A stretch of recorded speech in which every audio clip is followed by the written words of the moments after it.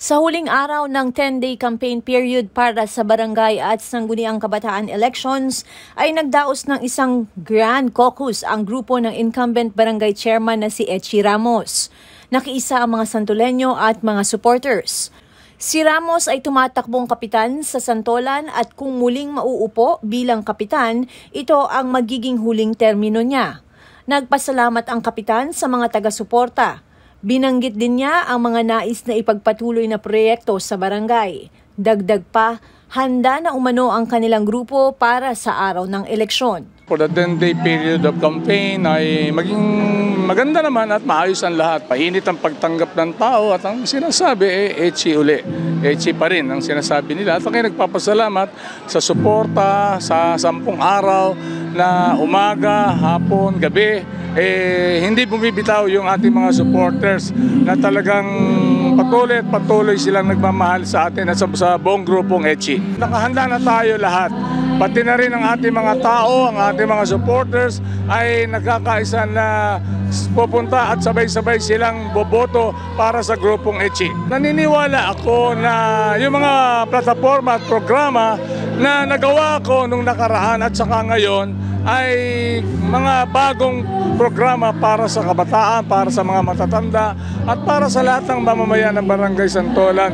Lalo na yung tinatawag natin na financial assistance doon sa mga kabataan na kahit na hindi siya matalino pero masipag mag-aral ay bibigyan natin ng pagkakataon na ang kanilang pundasyon ay maihanda para sa kanilang magandang kinabukasan. At ako tutulong para sa panimula na magbibigay ako ng 10 milyong piso para sa panimulang panggastos o pantustos sa proyekto na ito na aming gagawin para sa ating mga kabataang mahihirap na gustong matupad ang kanilang pangarap. Mga mahal kong kabarangay sa Santolan, lubos-lubos po ako nagpapasalamat sa suporta binigay nyo sa amin, lalo na doon sa aking mga kasama sa loob ng 10 araw na talagang pagod, hirap at gutom, uhaw ang aming inaabot pero hindi sila bumibitaw sa amin at patuloy silang nagtitiis para lamang sa patuloy na pagunlad ng barangay ng Santolan. Nagpapasalamat ako sa aking mga kasama, sa mga supporters ko kahit sa labas ng barangay ng Santolan ay pumupunta sila dito upang tumulong at doon sa aking mga kaibigan na nagdarasal para sa tagumpay ng grupong Etchie. Kasama sa caucus ang mga kagawad ng grupo, kabilang na ang mga incumbent na kagawad. Muling susubok sa nasabing posisyon. Ibinahagi nila ang kanilang mga nagawa at gagawin pa para sa Santolan. Actually po, naglaban kami ni Kap Etchie. Nang natalo niya ako, tapos lumaban ako ulit, kinuha niya ako.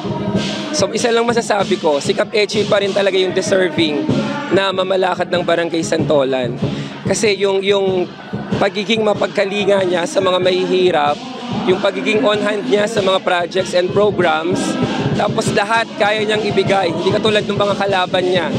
Yung mga kalaban niya kasi puro paninira yung ginagawa. So wala silang pwedeng maipanira kay Kape. Nung term ko po bilang kagawad, 3 major accomplishments yung nagawa ko. Una, naging part ako ng Barangay Anti-Drug Abuse Council na kung saan yung Barangay Santolan ay nabigyan ng isang drug-cleared status. Pangalawa, yung aming lupong tagapamayapa, consistent siya na first runner-up out of 30 barangays sa buong Pasig.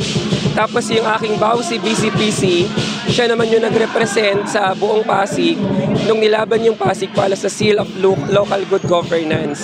So marami pa akong di natapos na projects and programs na gusto kong ipagpatuloy.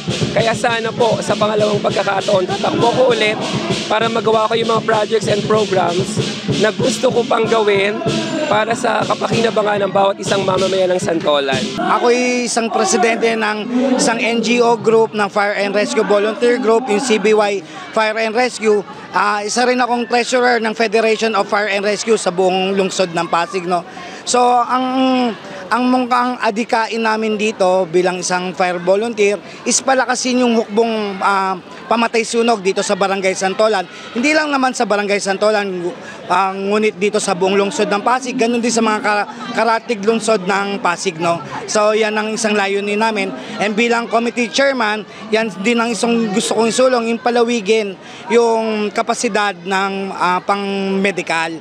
Yan, importante dyan, lalo na yung pamimigay ng gamot. Alam naman natin na kung iaasa lang natin sa gobyerno, hindi talaga kaya i-sustain. So andito kami, ako bilang sa sarili ko, na kahit paano naman makatulong ako sa mga kabarangay ko. Ako po ay nananawagan sa mga kabarangay ko na muli kaming suportahan sa grupong EDG po. Unang-una, maraming salamat.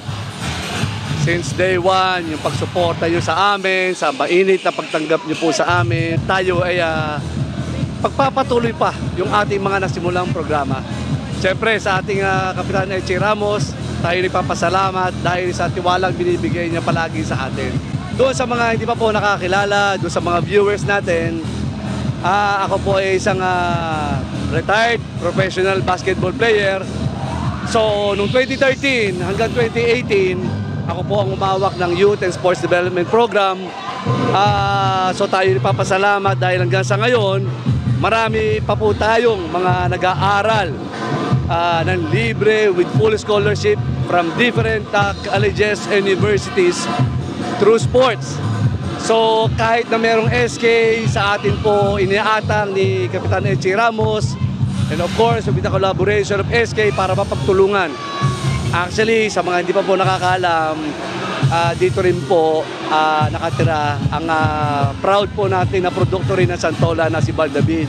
So kami po ay nangangarap na one day through this kind of program ay meron tayong maiproduce not only po doon sa sports sa basketball from different sports. At dyan nakatuwang natin yung mga coaches na up to now, they're willing and some of them volunteer lang talaga.